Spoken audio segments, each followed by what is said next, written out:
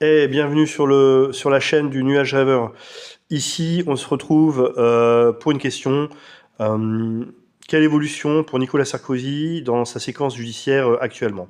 Alors on voit bien au présent que Nicolas Sarkozy, il est fatigué, il est épuisé, il, il a, euh, il a épuisé pas mal de ses ressources, mais il est confiant. Il sait que quelque chose, on va dire, de relativement régulateur, en tout cas, peut arriver. Il est confiant.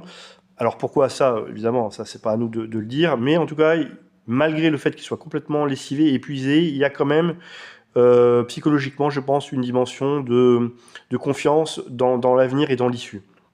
Au passé, on voit bien, le tarot nous montre la prison, l'immobilisme, un épisode de prison assez court, évidemment,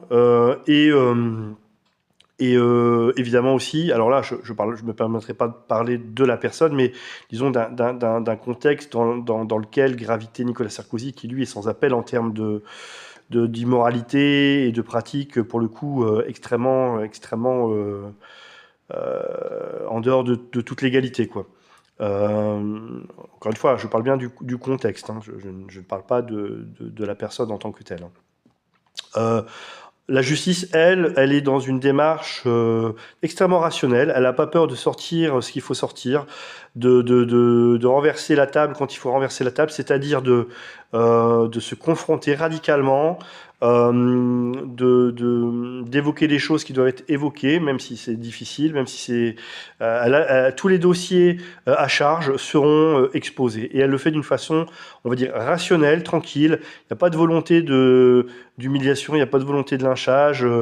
On est loin de l'expression des juges rouges, comme on a pu entendre, hein, ces derniers mois. Pas du tout. C'est au contraire, c'est on va dire, une justice carrée et en même temps qui assume l'entière responsabilité de ce qu'elle doit traiter, quoi.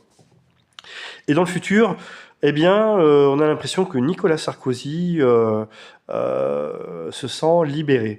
Alors, ça ne veut pas dire qu'il n'y aura pas un jugement négatif, mais en tout cas, il n'y aura pas une peine extrêmement lourde, spectaculaire, humiliante, comme peut-être certains pourraient le penser.